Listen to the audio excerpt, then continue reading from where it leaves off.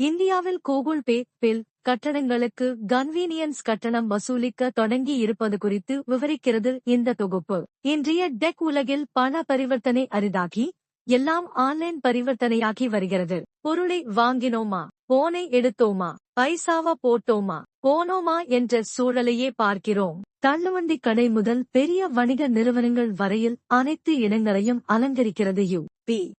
Google Pay, PhonePe, Paytm, Amazon Pay, BHIM என Google Play ஸ்டோரில் U P. செயலிகள் படையெடுப்பும் அதிகரிக்கிறது. மக்களால் எளிதில் பயன்படுத்தக்கூடிய பரிவர்த்தனையாக யூ.பி. இருக்க ஓடிடி சந்தாக்கள், காப்பீட்டு பிரீமியங்கள், கடன் திருப்பி செலுத்துதல், மின்சார கட்டணம், குடிநீர் கட்டணம், மொபைல் போன் ரீசார்ஜ் என எல்லாவற்றையும் ஒரு செயலில் கட்ட சகல வசதியையும் கொண்டிருக்கிறது யூ.பி. இந்தியாவில் யூ.பி. பரிவர்த்தனைகள் மாதத்திற்கு மாதம் அதிகரிக்கிறது. கடந்த ஜனவரியில் 16.99 பில்லியன் யூ.பி. பரிவர்த்தனைகள் நடைபெற்றுள்ளன.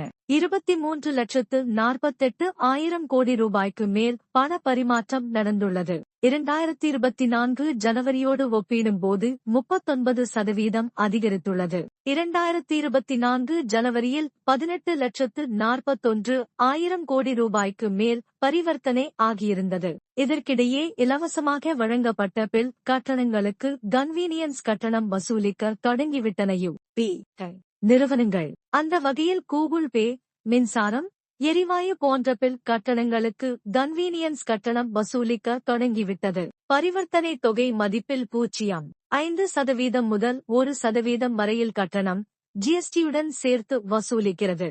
டெபிட் மற்றும் கிரெடிட் கார்டுகள் மூலம் செலுத்தும் பயனர்களுக்கு மட்டும் இப்போதைக்கு இந்த கன்வீனியன்ஸ் கட்டணம் வசூலிக்கப்படுகிறது. கூகுள் பே கடந்த ஆண்டே மொபைல் போன் ரீசார்ஜ் கட்டணத்திற்கு ரூபாய் கன்வீனியன்ஸ் கட்டணம் வசூலிக்க தொடங்கிவிட்டது என்பது குறிப்பிடத்தக்கது. போன்பே, பேடிஎம் போன்ற நிறுவனங்களும் குடிநீர், மின் கட்டணங்களை டெபிட் அல்லது கிரெடிட் கார்டு மூலம் செலுத்தும் போது பயனாளர்களிடம் கன்வீனியன்ஸ் கட்டணம் வசூலிக்கிறது. அந்த வகையில் கூகுள் பேவும் கட்டணத்தை தொடங்கிவிட்டது.